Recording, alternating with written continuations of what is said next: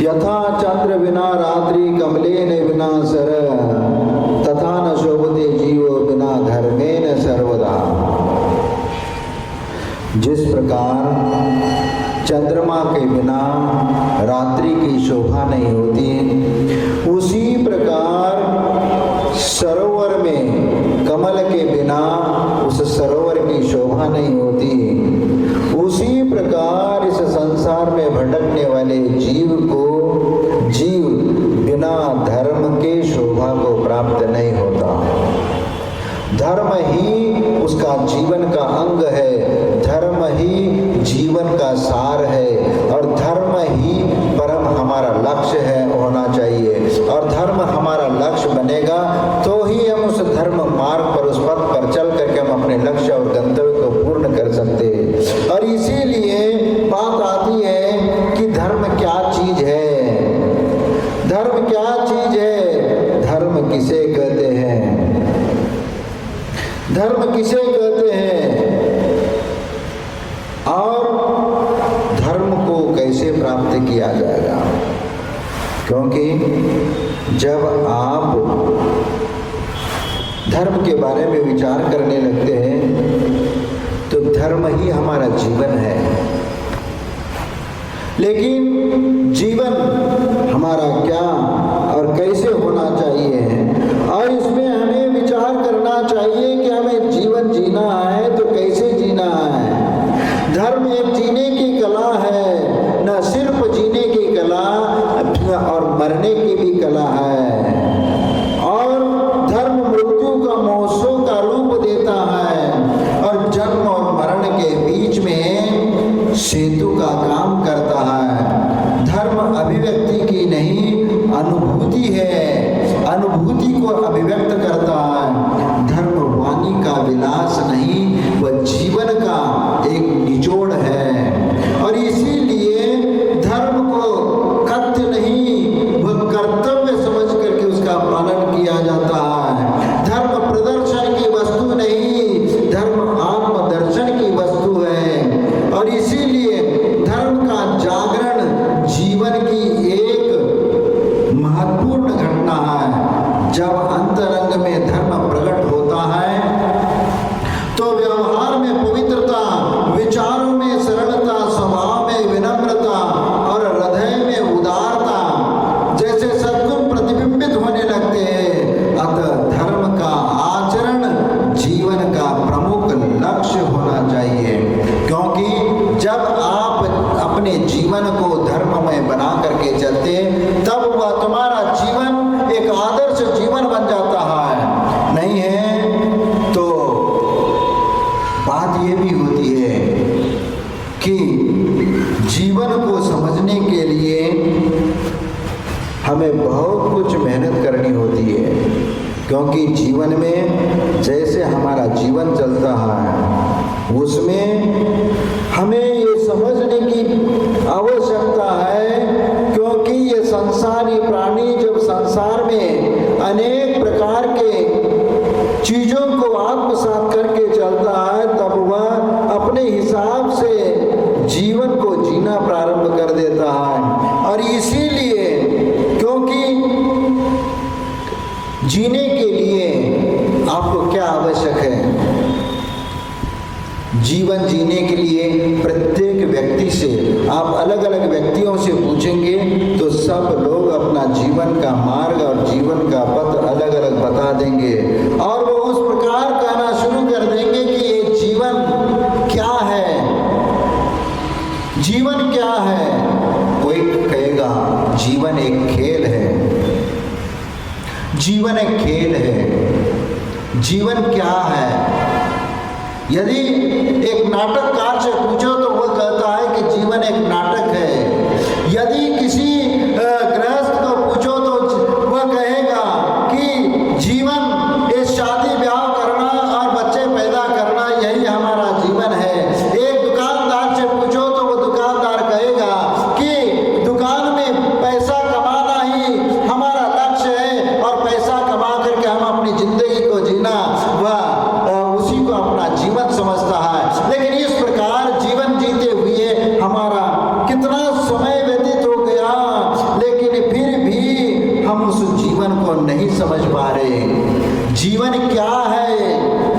जीवन किसे कहते हैं, जीवन नाम किसका है। अब ये बताओ, खाना एक खिलाड़ी से भी पूछोगी तो वह कहेगा कि जीवन एक खेल है। नाटककार से पूछो वह जीवन एक नाटक कहेगा। और एक किसी संत से पूछोगे तो वह यही कहेगा कि जो व्यक्ति आत्मा को समझ करके उस आत्म स्वरूप को पाने के लिए जो वो प्रयत्न करता है, रत्नत्रय की आराधना करके वो मोक्ष की साधना करता है, वह अंतिम लक्ष्य उस आत्म स्वरूप को पाने के लिए है। और इसीलिए वह यही कहता है कि रत्नत्रय की साधना करके हमें सिद्धत्व को प्राप्त करना, यही हमारा जीवन है। और इसीलिए आपका जीवन कौन सा है, आपका जीवन अपने किस रूप में समझ करके उसको आगे बढ़ाना चाहते हो, ये आपके ऊपर निर्भर करता है। क्योंकि जीवन में बहुत सारे चढ़ाव उतार आते हैं और उन चढ़ाव उतारों के कारण आपके मनोदशा में भी परिवर्तन होता चला जाता है। कई सुख के क्षण आते, कई दुख के क्षण आ जाते, और सुख और दुख में आप डिग जाते हो, और दुख की घड़ी आती है तो उस समय अपना आपा में खो जाते हो। क्योंकि उस समय जो हमारा कर्तव्य करना चाहिए, दुख में भी अपने आप को संयत रख करके घर परिवार को संभालना की जो जिम्मेदारी होती है उससे भी हम भूल जाते हैं। और कई बार अनहोनी घटना करके बैठ जाते कि अब मुझसे कुछ होना नहीं, अब मैं कुछ कर नहीं पाऊंगा। जब हताश हो जाता है तो अनहोनी घटना वो अपने जीवन में कर लेता है। लेकिन ये अनहोनी घटना वो व्यक्ति करता है कि जो अपने जिंदगी से हताश हो जाता है, अब कुछ करने की कोई रास्ता उसको नजर नहीं आता। लेकिन जो ऐसा हताश हो जाता है, जो अपने कर्मों से हताश हो जाता है, अपने पुरुषार्थ को भी वह हथियार ही बाहर डाल देता है कि भाई हमें लड़ना ही नहीं है, हमें संघर्ष करना ही नहीं है। और जीवन जीने के लिए संघर्ष करने की आवश्यकता होती है। और संघर्ष से विमुख होकर के जो अपना जीना प्रारंभ करने लगता है तो वह कहीं ना कहीं किसी गर्त में जा करके डूब जाएगा। क्योंकि अपने जीवन में संघर्ष एक महत्वपूर्ण पड़ाव है। क्योंकि संघर्ष करने वाला व्यक्ति धीरे धीरे उस समस्या का समाधान ढूंढता हुआ एक अच्छी जिंदगी जीना प्रारंभ कर लेता है। लेकिन जो संघर्ष करना ही नहीं चाहता, वो अपनी जिंदगी के सभी ख्वाहिशों को वो भूल जाता है, अपनी इच्छाओं को भी। क्योंकि अब मैं मुझसे या मेरे अपने जीवन में कुछ भी मुझे हासिल नहीं कर पाऊंगा, और इसीलिए वह हताश होकर के अपने कर्तव्य पथ से विमुख हो जाता है। ऐसा व्यक्ति जिंदगी में कुछ भी नहीं कर सकता। लेकिन एक पुरुषार्थी व्यक्ति यदि वह मोक्ष मार्ग पर या किसी भी जीवन जीने के लिए जो भी लक्ष्य निर्धारित करता है, उस लक्ष्य को लेकर के अपना कदम यदि एक एक कदम आगे बढ़ता चला जाता है तो धीरे धीरे अपने लक्ष्य तक वह पहुंच जाता है। लेकिन लक्ष्यहीन जीवन वह कहीं ना कहीं गर्त में जाकर के गिरेगा तो उसका जीवन धराशायी हो जाएगा। वह जीवन नहीं कर सकते। इसीलिए आप जीवन जीने के लिए क्या चाहिए, आप जीवन का एक ऐसा हवा बना लेते हो कि अरे भाई जीवन जीने के लिए अरे अच्छे बंगला घोड़ा गाड़ी होना चाहिए, ऐशो आराम की ज़िंदगी होना चाहिए, और लग्जरी गाड़ियाँ चाहिए, और ये चाहिए वो चाहिए। ऐसी ज़िंदगी जीने के ख्वाबों में हम जीने लगते हैं। लेकिन एक झोपड़पट्टी में रहने वाला एक व्यक्ति वो भी अपनी ज़िंदगी जी रहा है। लेकिन एक श्रीमान है, धीमान है, वह भी अपनी ज़िंदगी जी रहा है। एक तो सूखी रोटी खा करके अपनी ज़िंदगी जी रहा है, और एक हलवा पूड़ी खा करके अपनी ज़िंदगी जी रहा है। खाने के लिए 2 रोटी तो चाहिए, वो भी गेहूं की रोटी खानी है। 2 रोटी खाओ पेट भर जाएगा सब कुछ। लेकिन ऐशो आराम की ज़िंदगी ये उसका मायना अलग हो जाता है। क्योंकि इस शरीर को चलाने के लिए 2 रोटी की आवश्यकता होती है, लेकिन मन की इच्छाओं को पालने के लिए और मन की इच्छाओं को पूर्ति करने के लिए हमें बहुत बड़े बड़े उद्योग करने पड़ेंगे, बहुत बड़ा परिश्रम करना पड़ेगा, धन दौलत और सोना चांदी के पीछे दिन रात भागना पड़ेगा, तब कहीं वह प्राप्त होगा। और वह सब प्राप्त होने के उपरांत भी आपके जीवन में शांति आ जाए ये कोई जरूरी नहीं है, लेकिन फिर भी आप उसको जीवन का अंग मान करके चलते हैं कि लोगों में दिखाने के लिए, अरे हमारे पास लग्जरी गाड़ी है, हमारे पास इतने मकान है, इतने प्लॉट है और इतने फैक्ट्रियां हैं, तो वह उसका गुणगान करता है दूसरों को बताने के लिए कि भाई मैं हर महीने इतना कमाई होती है हमारी और इतना पैसा कमाते हैं। भाई कितना कमाते हो? क्या उतना पैसा जितना कमाते हो उतना सब खाते हो क्या? आपके शरीर में कितना लग जाता है? लेकिन नहीं, उस मन की खाना पूर्ति करने के लिए इतने सारे आडंबर हम खड़े कर देते हैं, लेकिन ये आडंबर उसका जीवन का सार नहीं है, क्योंकि आपको अपनी जिंदगी जीने के लिए, चैन से जीने के लिए 4 रोटी 2 कपड़े काफी है, पर बेचैनी से जीने के लिए 4 मोटर 2 बंगले 3 प्लॉट भी कम है। और इसीलिए तो ये संसारी प्राणी बेचैनी से अधिक जीता है, और बेचैनी से जितना भी वह प्राप्त कर ले वह बेचैनी जो की त्यों बनी रहती है। 4 मोटर गाड़ी के 4 के 10 भी हो जाए तो भी वह बेचैनी उसकी कभी समाप्त नहीं होती। लेकिन चैन से जीने के लिए सिर्फ 2 रोटी की आवश्यकता है और 2 कपड़े की आवश्यकता है एक गृहस्थ के जीवन के लिए, लेकिन साधु के जीवन के लिए उसकी भी कोई जरूरत नहीं, सिर्फ खाने के लिए 2 रोटी की आवश्यकता है, उन साधु को कपड़े की भी आवश्यकता नहीं है। और वह जीवन अपने अच्छी शांति के साथ सुखमय जीवन व्यतीत कर सकता है, जैसे आप जिंदगी जी रहे हो। आप जैसे जिंदगी जी रहे वैसे साधु की जिंदगी नहीं होती है।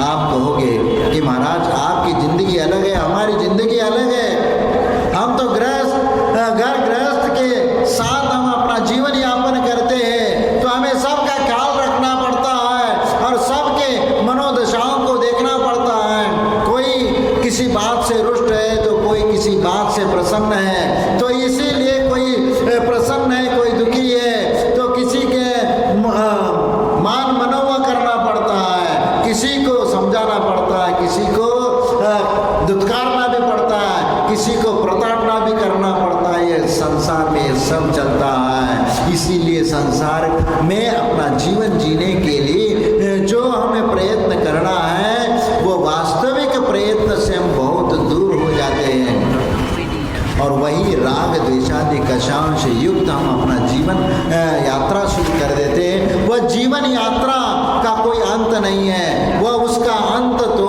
दुर्गति में जाकर के ही उसकी दुर्दशा होती है। और इसीलिए चैन से जीने के बारे में हमें विचार करना चाहिए। एक गृहस्थ भी जितना अपनी धन दौलत है, जितना पुण्य के उदय में मिला है, उसी में यदि वह संतोष गुण को धारण करके वह यदि चलेगा तो निश्चित वह सुखी जीवन यापन करेगा। वह सुख में जीवन व्यतीत करता हुआ दूसरों को भी सुख की महत्ता बताता और वह जीवन यापन करना सिखाएगा। लेकिन जो व्यक्ति अपनी लालसा को रोक नहीं पा रहा है, जो अपनी इच्छाओं को रोक नहीं पा रहा है और अनंत इच्छाओं को लेकर के वह जो चल रहा है, तो उन इच्छाओं को पूर्ण करने के लिए अनेक पाप करता चला जाएगा, क्योंकि एक एक इच्छाओं को पूर्ण करने के लिए कई पाप करने पड़ते, और जितना परिग्रह आपका बढ़ता चला जाएगा उतना पाप का संग्रह होता चला जाएगा, और वह पाप ही तुम्हारे लिए दुर्गति के लिए कारण बनेगा। इसलिए वह दुर्गति में जाने का रास्ता तुमने स्वयं चयन कर लिया। इसीलिए उस रास्ते से हमें हट करके चैन का रास्ता हमें ढूंढना है। भले ही उस जीवन में कुछ अच्छे सुविधाएं नहीं हो सकती, अच्छे सुख संपन्न साधन नहीं हो सकते, लेकिन यदि आप उस जीवन से संतुष्ट हैं तो आपके जीवन में खुशहाली भरी मिलेगी। क्योंकि 2 रोटी 2 वक्त खाने के लिए मिल जाते हैं, रहने के लिए एक मकान और एक दुकान जीवन यापन करने के लिए, और 2 वस्त्र, 2 जोड़े वस्त्र, 2 के 4 भी रख लो तो कोई दिक्कत नहीं, लेकिन उसी में संतुष्ट करके चलो। लेकिन हमारा संतोष कभी पूरा नहीं होता। आप इन महिलाओं से पूछ लेना, इनके घर में साड़ियाँ कितनी हैं, कितनी अलमारियाँ भरी हैं, और वो इतने साड़ियाँ हैं फिर भी उनको साड़ी चाहिए, और पति के लिए उससे झगड़ा करेंगे। अब दिवाली में गिफ्ट के रूप में कौन सी साड़ी ला रहे हैं, कैसे किस प्रकार की ला रहे हैं, गिफ्ट क्या दे रहे हैं। और अपनी माँ से भी, ससुराल से भी, अपना भाई आ रहा तो भैया एक अच्छी वाली साड़ी ले आना कुछ। और साल भर में जितने अलमारी में साड़ियाँ हैं, साल भर में एक बार भी नहीं पहन सकती, इतनी साड़ियाँ। प्रतिदिन एक साड़ी भी पहन ले तो भी साल भर वह अलमारी में से एक भी साड़ी पूरी नहीं हो, क्योंकि जितनी साड़ियाँ हैं वह 365 से भी ज़्यादा है, इसलिए सभी साड़ियों का नंबर ही नहीं आ पाता। फिर यदि कह दे अरे इतने साड़ी काम में नहीं आती तो निकाल दो ना इसको, अरे नहीं, वो तो अलमारी में वो लगी रहना चाहिए, शोकेस।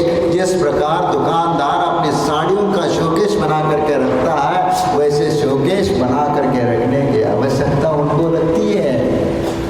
और साड़ी यहाँ से निकासी नहीं होगी, लेकिन आती है तो छोड़ेंगे नहीं, ये वाली बात होती है। आप विचार करो, और एक दिन में एक महिला कितनी साड़ी चेंज करती है, आप विचार करो। लेकिन वह, और एक पुरुष अपने दिन में कितनी बार ड्रेस चेंज करता है, आप विचार करिए। पुरुष के लाने एक बार, यदि एक बार ड्रेस पहन लिया, शाम तक रात तक सब वही चलता है। लेकिन महिला का सुबह का अलग, रसोई बनाते समय का अलग, मंदिर जाते समय का अलग, और पार्टी में जाना है तो वह अलग, शादी ब्याह में जाना है तो अलग। अपनी इच्छाओं का कोई अंत नहीं होता।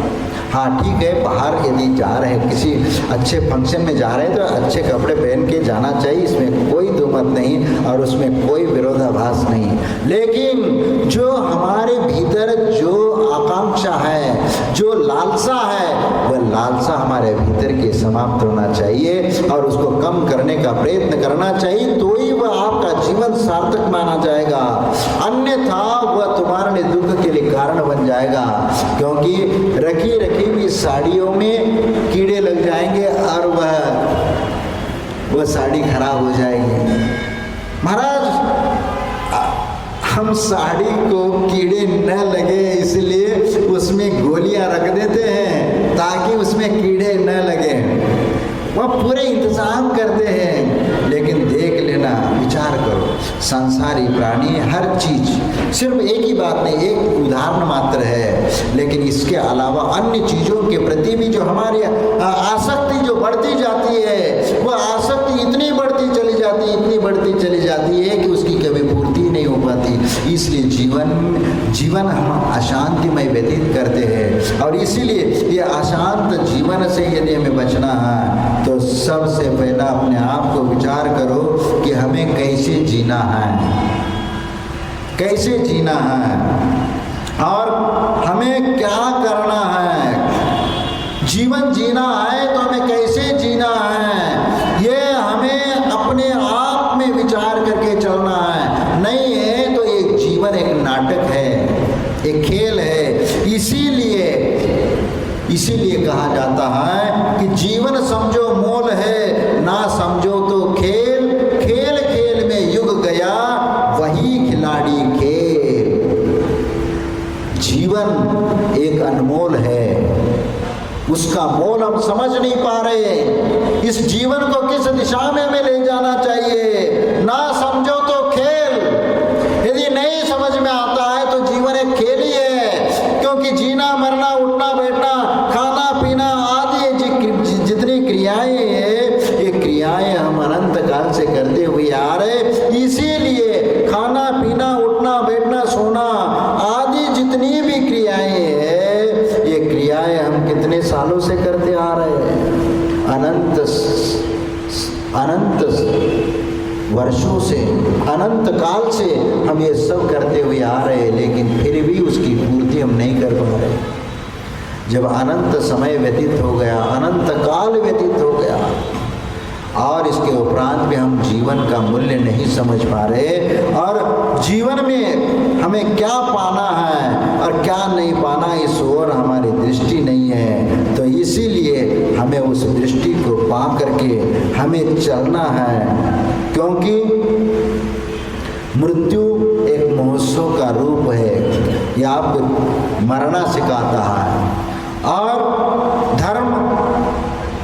धर्म एक जीने की कला भी है और जीने की कला धर्म सिखाता है, कैसे जीना, कैसे मरना। धर्म के शरण में जो चला जाता है, दुर्गतो प्रपतंतम आत्मानम धारयति धर्म, दुर्गति में गिरने वाले जीवों को ये धर्म उसको रक्षा करता है, उसको धारण कराता है। दुर्गति में गिरने वाले जीवों को गिरने से उनको बचाने का काम धर्म करता है। और इसीलिए धर्म के सहारे से जो चलता है वह अपने जीवन में खुशहाली जिंदगी जी सकता है और जीने का मार्ग, जीने की कला उसको प्राप्त हो सकती है। क्योंकि जीने का मार्ग, जीने का पथ कैसा है, अच्छा जीना या बुराई के साथ जीना। अच्छाई से जीना है तो वह अलग से आपको मेहनत करनी पड़ेगी, उसको समझना पड़ेगा कि अच्छा जीना क्या होता है और बुराई के साथ जीना यानी पाप के साथ जीना वाली बात होती है। इसलिए आचार्य समंतभद्र स्वामी ने उस धर्म की व्याख्या की है कि देश यामी समीचीनम धर्म कर्म निवारणम संसार दुखता सत्वान धरित्तमे सुखे। मैं ऐसे समीचीन धर्म का कथन करूंगा जो संसार में जो दुखी आत्माएं है, संसार दुखता सत्वान, संसार में दुखी आत्माएं उन दुखों से निकाल करके उत्तम सुख में ले जाने का मैं मार्ग बताना चाहता हूँ। उससे सबसे पहला उस धर्म का स्वरूप कहते हुए कहते हैं कि सदृष्टि ज्ञान वृत्तानि धर्मम धर्मेश्वरा विदु यदि प्रत्यनिकानि भवन्ति भव पद्धति। इसीलिए सदृष्टि यानी सम्यक दर्शन, सम्यक ज्ञान, सम्यक चारित्र, ये धर्म का मार्ग है, उस धर्म का स्वरूप है।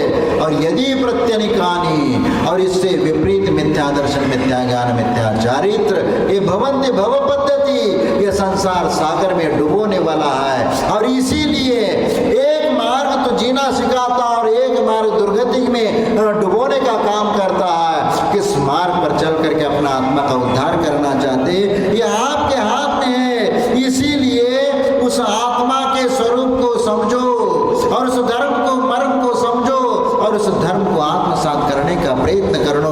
सम्यक दर्शन जीवन का हमारा सबसे पहला अंग है और वहीं से हमारा मोक्ष मार्ग शुरू हो जाता है। उसके बिना हमारा मोक्ष मार्ग कभी भी शुरुआत नहीं हो सकती। और इसीलिए सम्यक दर्शन ये उसको प्राप्त करने के लिए श्रद्धान हमारे लिए सबसे महत्वपूर्ण बात है। देव गुरु और शास्त्र के प्रति अटूट श्रद्धान, भक्ति और 6 आवश्यक क्रियाओं का पालन, यही हमारा जीवन है। और 6 आवश्यक क्रियाओं का पालन करते हुए जो गृहस्थ चलता है उसी का जीवन सही जीवन है, अन्यथा दूसरा जीवन कोई जीवन नहीं है। देव पूजा, गुरु पास्ति, स्वाध्याय, संयम, तप, दानश्चेति, गृहस्थानम, षट कर्माणि दिने दिने, इन 6 आवश्यक क्रियाओं का पालन करने वाला वह श्रावक ही अपना जीवन अच्छे से जी रहा है। अन्यथा जो बाकी के लोग जो अपनी जिंदगी जी रहे, इन क्रियाओं के अभाव में जो जिंदगी जी रहे, उनका जीवन एक उस गधे के समान है जो सिर्फ अपना बोझ ढोना जानता है। और उस गधे के भांति इस सांसारिक बोझ को ढोते हुए हम अपना जीवन यापन कर रहे हैं। और ये जीवन तुम्हारे लिए कभी वह वास्तविक सुख को नहीं देने वाला है। और इसीलिए वास्तविक जिंदगी जीना है तो ये 6 आवश्यक क्रिया, ये गृहस्थ की प्रमुख क्रियाएं हैं और उसमें से एक भी क्रिया छोड़ना नहीं है। सभी क्रिया महत्वपूर्ण है। आप ये कहोगे कि ये क्रिया छोड़ दूंगा होगा ये चलेगा नहीं, ये गृहस्थ की अच्छी आवश्यक क्रिया है, यही तुम्हारा जीवन है, यही तुम्हारा आनंद है, और यही तुम्हारे लिए सुख साधन का मार्ग है, और यही तो तुम्हारे लिए उस शाश्वत और अविनाशी से मोक्ष रूपी लक्ष्मी को देने वाला यह जीवन है। और इसीलिए इसको अपना करके चलेंगे तो ही तुम्हारा जीवन सार्थक माना जाएगा। और जो अपने श्रावक के धर्म के कर्तव्य से विमुख होगा, उस श्रावक का श्रावक धर्म नहीं कहा जाता। इसलिए हमारे आचार्य ने कहा कि जिनेन्द्रम न पश्यन्ति पूजन्ति स्तुवन्ति न निष्फलम जीवितम तेषाम तेषाम दिकम च ग्रासरम। जो गृहस्थ जिनेन्द्र भगवान का दर्शन नहीं करता, पूजन नहीं करता और भक्ति नहीं करता, ऐसे गृहस्थ जीवन को धिक्कार कहा। जिनेन्द्रम पश्यन्ति पूजन्ति स्तुवन्ति न निष्फलम जीवितम तेषाम, उसका जीवन व्यर्थ है, निष्फल है, ऐसे गृहस्थ जीवन को धिक्कार है। और हमारे आचार्य यदि धिक्कार शब्द का उपयोग कर रहे, ये आध्यात्मिक डांट है, ध्यान रखना। इस आध्यात्मिक डांट को यदि आप समझ करके यदि ये आदर्श जीवन जीने का प्रयत्न करोगे तो तुम्हारा जीवन सार्थक होगा, अन्यथा तुम्हारा जीवन उस नरक निगोदियों से भी बदतर होता चला जाएगा। क्योंकि हमारे लिए 2000 सागर वर्ष के लिए ये मनुष्य पर्याय मिली है, हाँ त्रस पर्याय मिली है। 2000 सागर वर्ष के लिए आपको त्रस पर्याय मिली है, और उसमें मनुष्य पर्याय सिर्फ 48 बार मिलता है। 48 में भी पुरुष पर्याय 8 बार, स्त्री पर्याय 16 बार और नपुंसक पर्याय 24 बार।